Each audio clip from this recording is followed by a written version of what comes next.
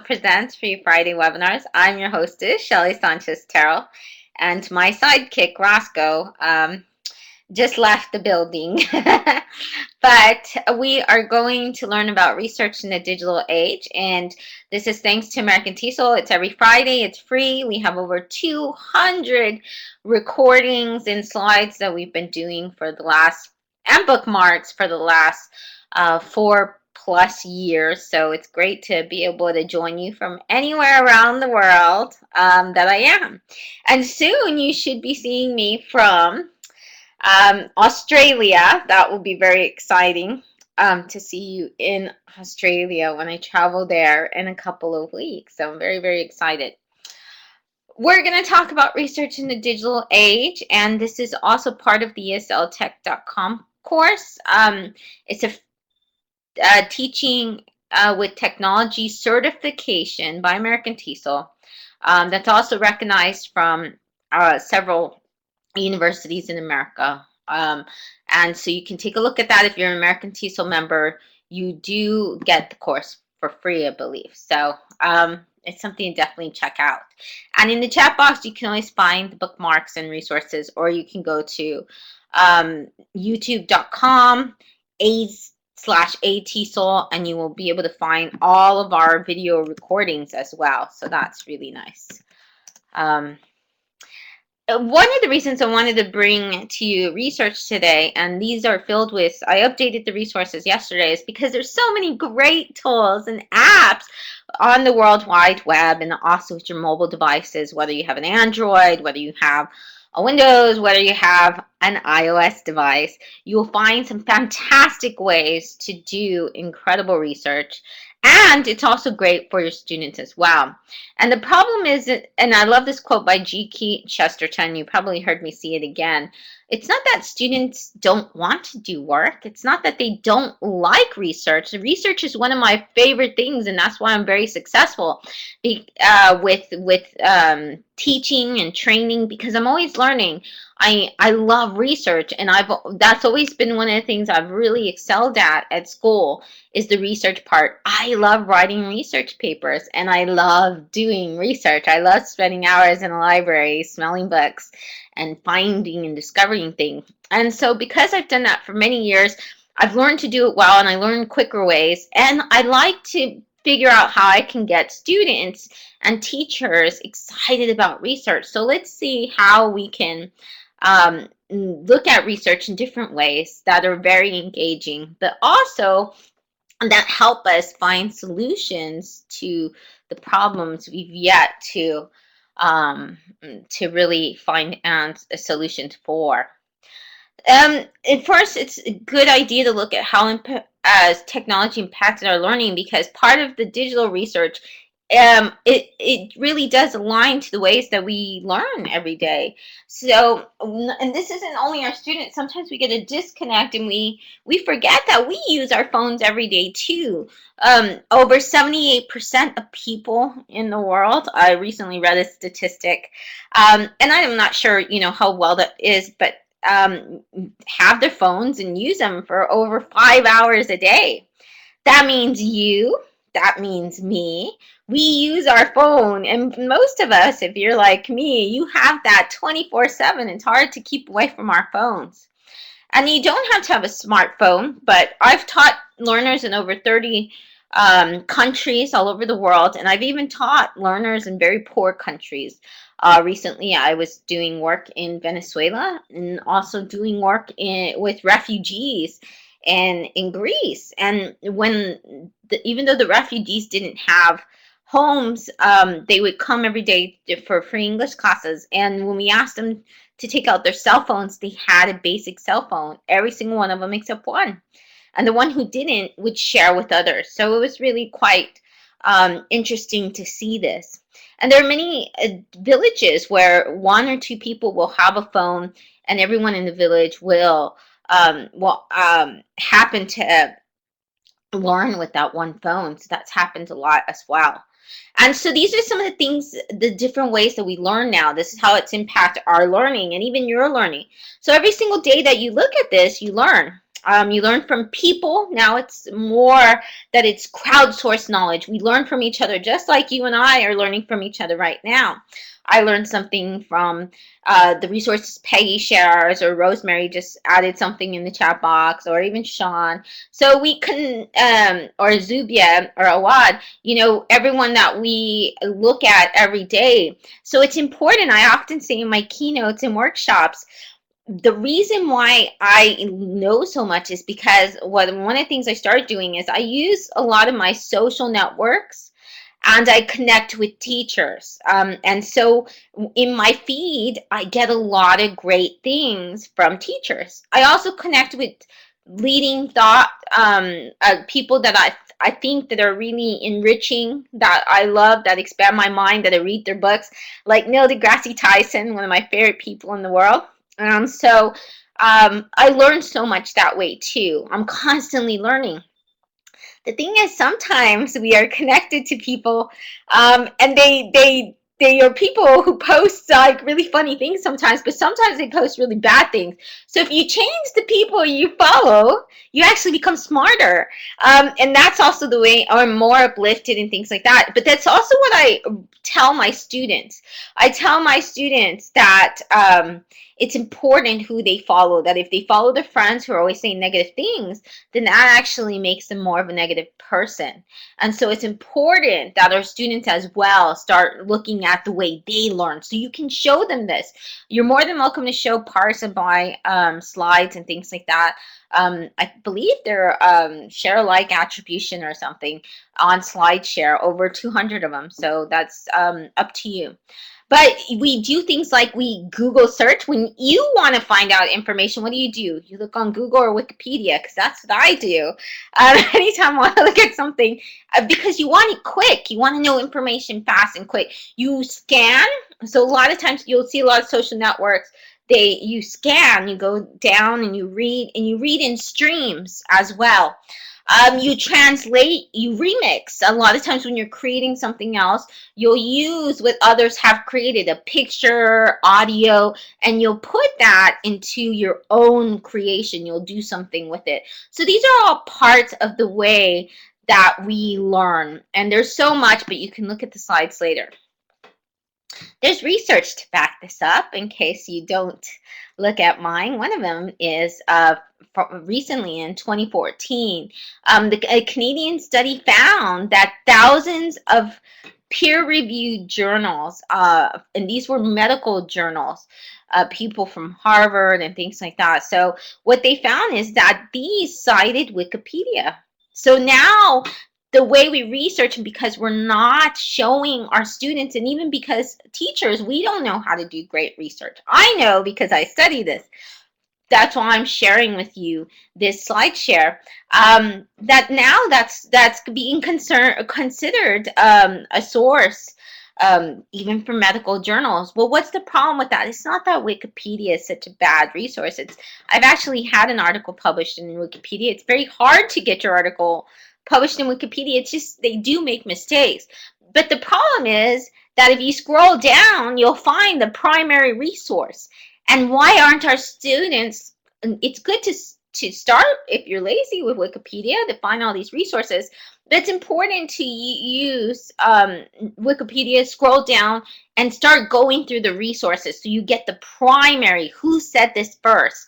Who are they? Why did they say this? And are they in the medical profession, or are they scientists? Are they, so that's the important part. So how do we begin to show them those good habits? Well, research, there's a huge part of it, and one of the recommended resources I use a lot, even though it says it's for kids, it's just a great resource in general, and this is the resource here because it shows a blueprint of why or what it is that you can use for research, and that's why I love it. And this is from the kids. It's a digital library in Kentucky that has made this, and so I will share that in the resource box. But it shows you generally how do you do research. Well, you have to have a plan, and then you go from the plan, and you can you can take notes. You have the way to search the web. They have where you search for information, then you take notes.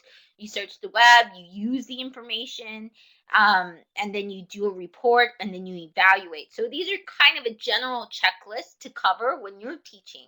So you can use this as a guide on what you need to show your students. Now I'm going to show you some great resources not connected to that. But research in the past, and I want you to, this is kind of an interactive thing where in the chat box, I'd like you to write down what is wrong with this type of research. So you have a book, you check it out in the library, and this is how I used to do research in the past. And you get those little sticky notes and you put them everywhere, correct? And then you write notes. Well, what's the problem? The problem is this. The problem is what's going to happen to these sticky papers? They're going to fall out. Is there any way to remember where you put these sticky papers? Sometimes you have that system where you put red or blue or green and color coding. Well, you know, now you can add sticky notes. You can annotate. That's called annotation now. And then they even have sticky note sites. You can curate. So what you can do is with digital tools, with your mobile device or even with a laptop, you can, and free web tools, all of these tools I'm going to show you are free. You can literally take books. You can take a picture of a textbook. You can take a picture of a lot of times my problem in libraries was I wanted to take the encyclopedias and I wanted to be able to take them home and write on them somehow, but you can't do that. But with research, we know that it's good if we can do that, if we can add notes to it. That makes us better at research and it helps the brain remember. So one of the things that you can do is you can go back. You can always use something like a Kindle. You can take an ebook and you can begin to annotate it, or there's other tools that even are better. So what are those tools? Well, I'm going to show you how to use these tools, but they fall into different categories. There's web tools. Sometimes they become software. By software, I mean like there's a couple of tools that work this way. There's Evernote and there's Google. Google Docs, Google Drive. Google is great. Google Drive. So what does it mean? So you can be software. You can access it through the web. You don't have to do it. But if you want to use it offline, if you want to use it with no internet, then you have to download these free programs, and those are Evernote, and that's also Google. Dropbox is the same, by the way. You can download it. You can download a version for your computer. So if you have a computer you want to download to, you can. Then they have mobile apps. So there are a lot of things that are sometimes just mobile apps. Like there's a lot of things sometimes that are web tools and mobile apps. And then sometimes they also offer browser extension. So Evernote, so Google does it all. Google has a web tool, it has mobile apps, it has browser extensions and software. And then there's other tools that don't do it all, but they are great research tools. Diigo has a web tool. It has a free mobile app for any device, by the way. Did I say that? For most devices, at least. Not one that I haven't found yet, but you could surprise me. Browser extension as well. So Diigo. And so I'm going to show you what these tools look like. Evernote, it's a web tool software. And then it's also a mobile app. So there are many things. So there are two things that really make research incredible. And once you find this makes life easier and incredible. A lot of people say, Shelly, how do you handle doing so much? Well, first of all, I really don't, but the things that I do manage to handle is because I know the tricks of extensions and bookmarklets. Those are free if you use Firefox, if you use Google Chrome like I use, and you use Safari. I know all three of those have extensions and bookmarklets. So what it is that you can go, and what you do is you use the tool. So this is the one for Diigo. Every time I click it on a web page, it lets me annotate. Annotate means take notes on the web. Every time I visit that page again, I'll see that annotation. It's fantastic. I'll remember the notes I took on that. It also bookmarks it for me. It lets me tag it and classify it. It lets me put it in categories. I mean, it lets me do all kinds of things. It also lets me screenshot it. It also lets me read it later. It lets me put it in an archive, so that way I'll be able to go and I'll be able to read it when I'm not connected to the internet. It lets me search as well. So see how cool that is? I don't have to go and type in all the time deagle.com, put in the link, and take all the time it does to do that. All I do is click on this extension, and voila, I can do all of that. And then it goes away, this box. So you can also use something that's like that called a bookmarklet. What's the difference? Well, that's more of a programming thing, and I don't have a lot of time to cover things. We only have 30 minutes. So um, an extension is better. A bookmarklet is what you get when you don't, if you can't access extensions. But if they have an extension, that's what you always want to get, is an extension. Extension goes to the top. It's part of your browser. A bookmarklet is just kind of like a JavaScript or tool that they made, that so you can kind of do the same thing.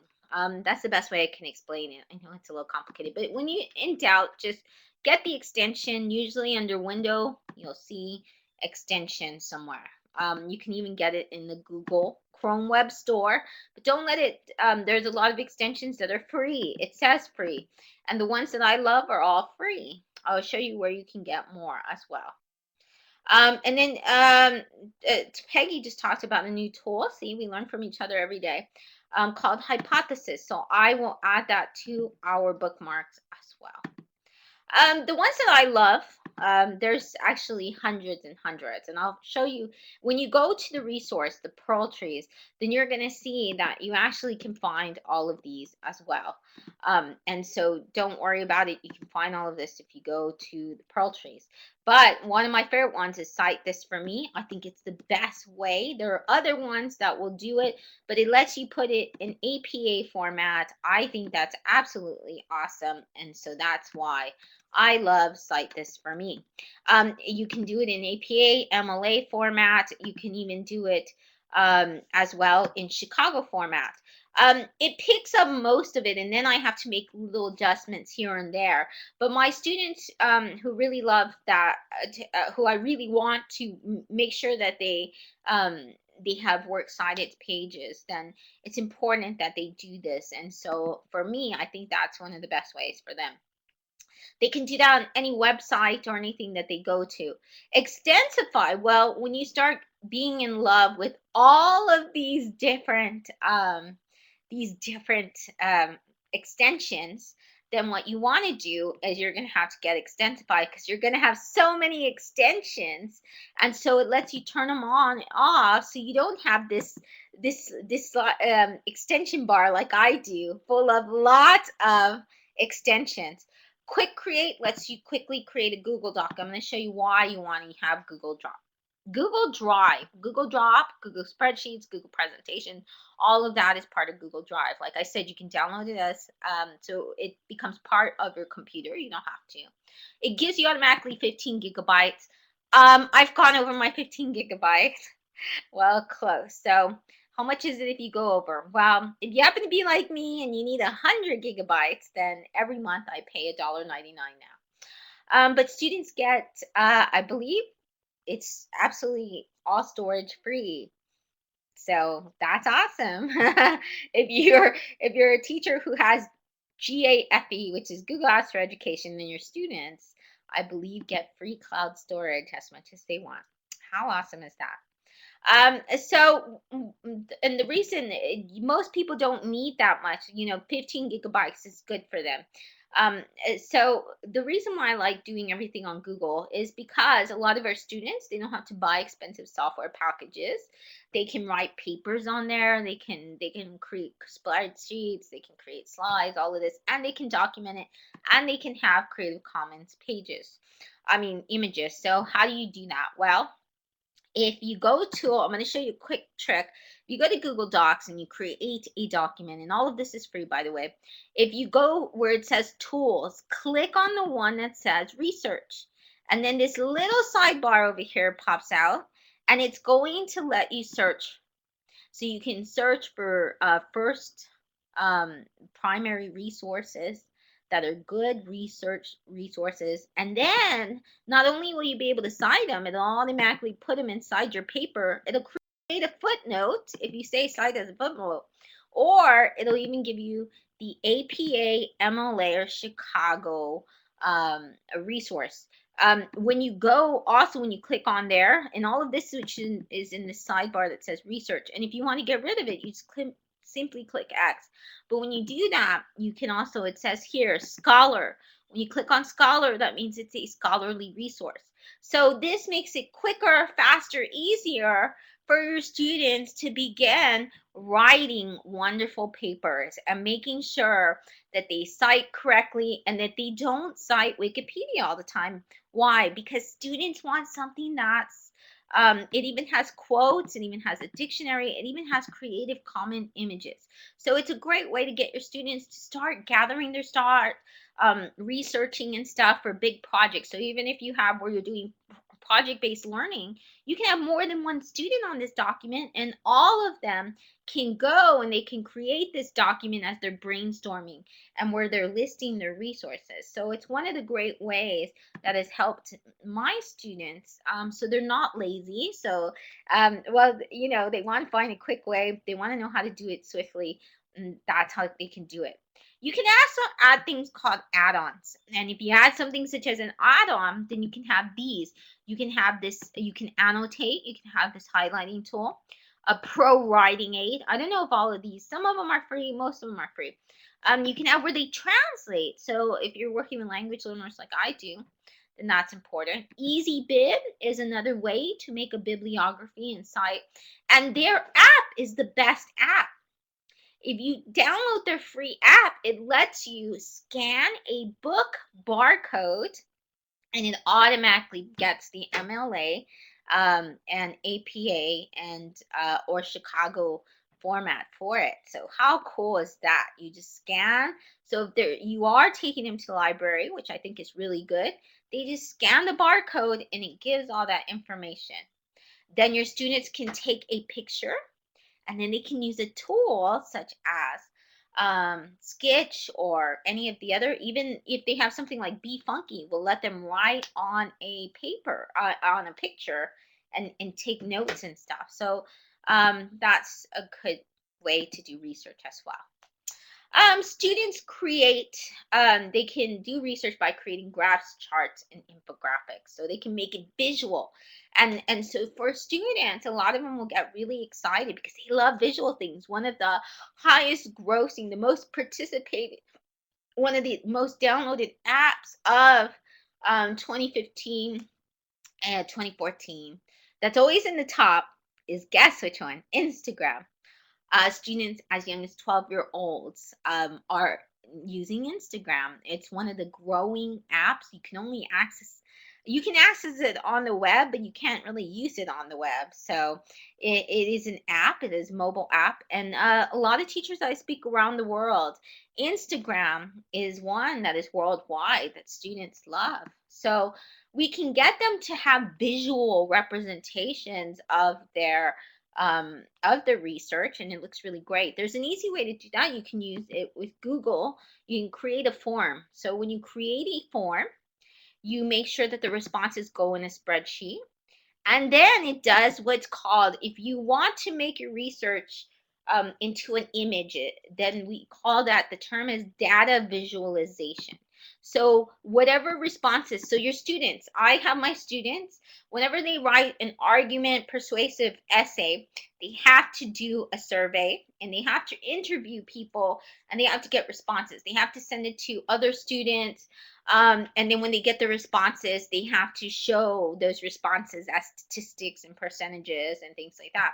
How do you do that? Well, you can, when you Google automatically, if you do a form in there, it's free. They can put the responses in a spreadsheet and it automatically does it for them. It actually gives them. It gives them a bar chart or a pie chart, and it shows that data visualization. And then there's other options so that way they can make it much into different types of forms, and that's actually inside the bookmark. So this is an example. I usually do these. I take them and then I'm able to show these as slides from that report that it gives me. So I asked a bunch of teachers in my recent course, and one of the courses that I took over 100, I think, answered. And so this is what it looked like. It gave a pie chart.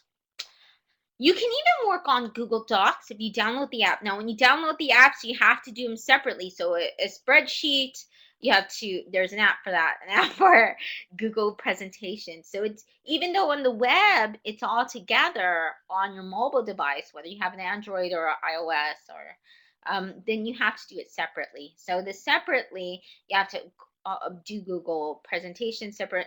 And when you do them, in order for you to work on them without the internet for your students, then you would have to click where it says available offline, and you have to turn that on. And the reason is because our phones have different data storage amounts. So you don't want to do every single one of them, but the ones that you're working on, the projects your students are working on, then it's very important. You will find a little icon that says Google Tools in the Pearl trees that I'm sending you, but when you do click on it, you're going to see this, and it's in sections, so it'll tell you Google Drives and Drops, and then it'll do Chrome browser, and it's going to give you all these extensions. Over 50 extensions recommended for teachers, over 22 Chrome apps, over 11. So you'll find lots of very other useful resources that I won't be able to cover in 30 minutes.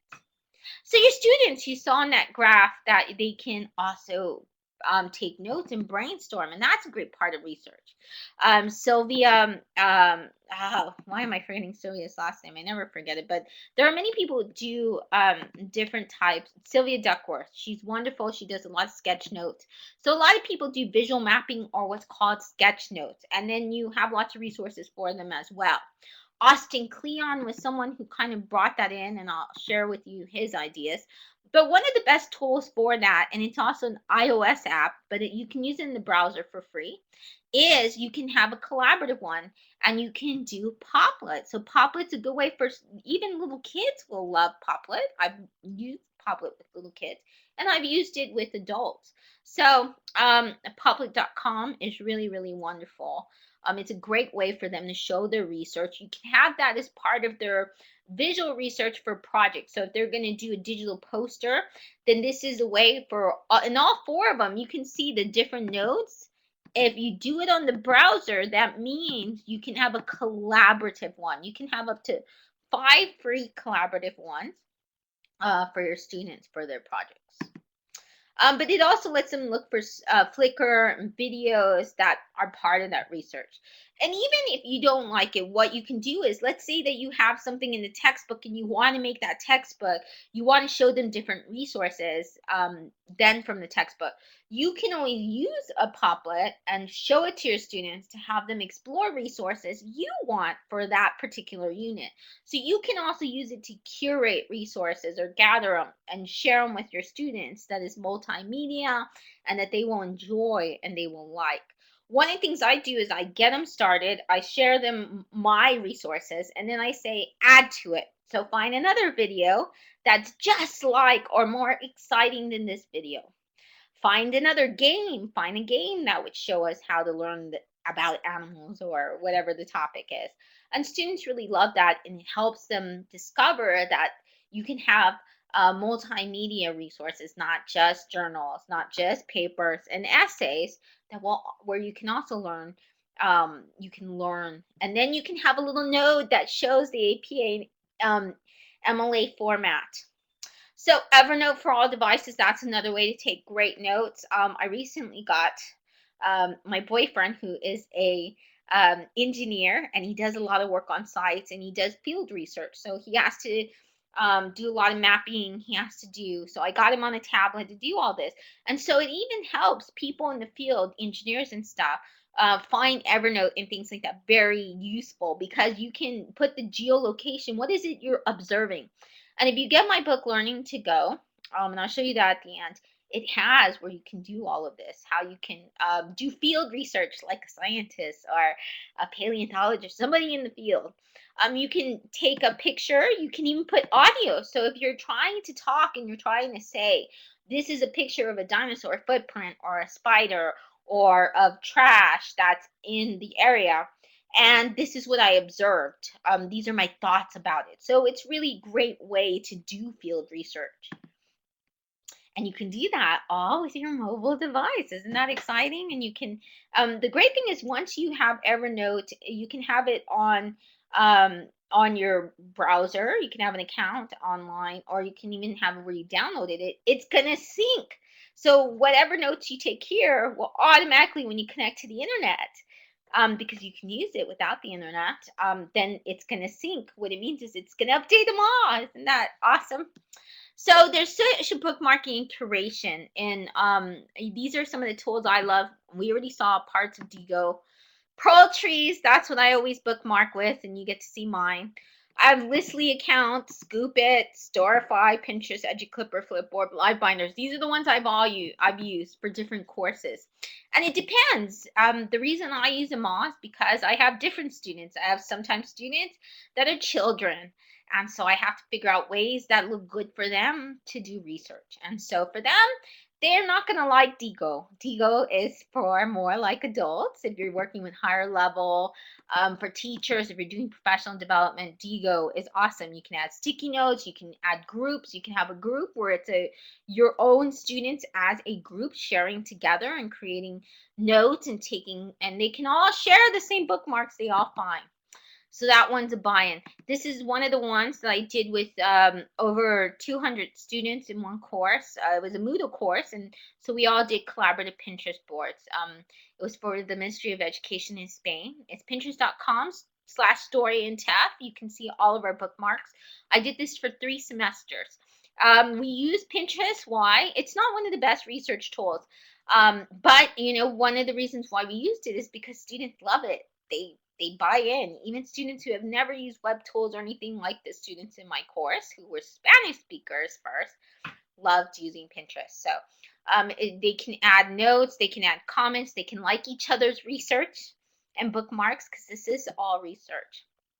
Edgy Clipper, edgyclipper.net is better for, you can have it with children. You can even have children under 12.